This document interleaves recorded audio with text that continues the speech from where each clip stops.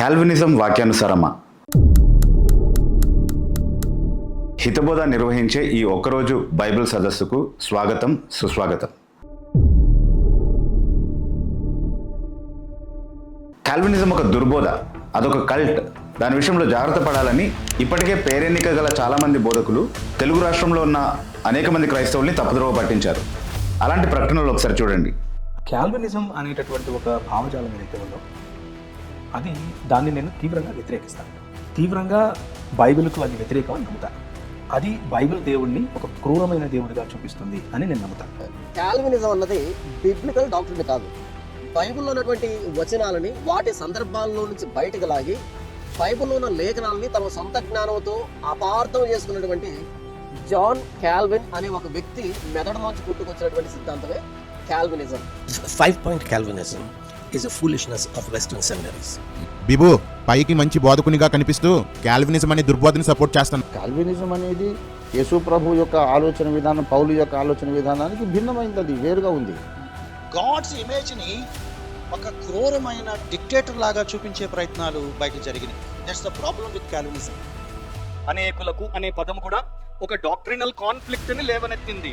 అంటే అనేకులు అంటే అందరా, అనేకులు అంటే కొందరేనా, అనేకులు అంటే దేవుడు ముందుగానే ఎన్నిక చేసినటువంటి ఎలెక్టా లేకపోతే అందరా అనేటువంటి వివాదము మనకి క్రైస్తవ్యంలో, ప్రొటెస్టెంట్ క్రిస్టియానిటీలో రెండు మెయిన్ గ్రూప్స్ ఉన్నాయి. ఒకరు అందరూ అని, లేదు ఒకరు అనేకులు మాత్రమే, దేవుడి చేత ముందుగా ఎన్నుకోబడిన మాత్రమే, ఎలెక్ట్ మాత్రమే అంటారు. బైబిల్ ప్రకారం నేను మీకు చెప్పదలిచింది, క్రైస్ట్ డైడ్ ఫర్ ఆల్. యేసు అందరి కొరకు మరణించు. ఇలాగ కొన్ని దేశాలే కాల్వినిస్టులు అయిపోయారు. పరిశుద్ధత కూడా వదిలేసి మనిషి వాడికి నచ్చినట్టు బ్రతుకుతూ అది దేవుని చిత్తమని దేవుడి మీద నెపం మోపాడు. ఆ దరిద్రత ఇప్పుడు మన దేశంలో వ్యాపిస్తుంది. ఇది మన దేవుని క్యారెక్టర్ని అవమానించడం, బైబిల్ యొక్క మూల సిద్ధాంతాలని దారుణంగా అవమానించడం. I don't agree with their Calvinism. విన్నారు కదా?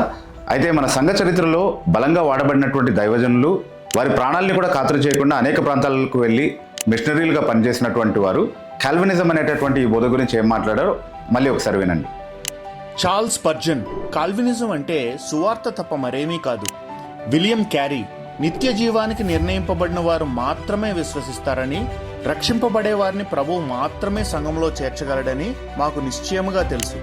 విలియం టిండేల్ నా రక్షణ అనేది నా చిత్తాన్ని సవరించుకోవటం మీదనో లేదా నా చిత్తాన్ని దేవుని వైపుకు మళ్లించుకోవటం మీదనో ఆధారపడి ఉంటే నా అంత దౌర్భాగ్యుడు మరొకడు ఉండడు.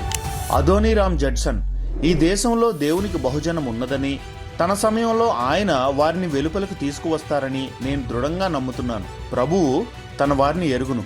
వీరు మాత్రమే కాకుండా Jonathan Edwards, John Knox, David Brainerd, John Paton, Henry Martyn, John MacArthur, R C Sproul, Paul Washer వంటి మరెందరో కాల్వినిజం గురించి చాలా సానుకూలంగా మాట్లాడారు. ఈ రెండు పరస్పర భిన్నాభిప్రాయాల మధ్యలో ఏది వాక్యానుసారమైనటువంటి సత్యం అని నిగ్గు తేల్చడం కోసమే ఈ సెమినార్. ఈ కాన్ఫరెన్స్కి రిజిస్టర్ చేసుకోవాలనుకున్న వాళ్ళు స్క్రీన్ పైన ఉన్న QR కోడ్ స్కాన్ చేయండి, లేదా QR కోడ్ కింద ఉన్న ఫోన్ నెంబర్కి కాల్ చేయండి.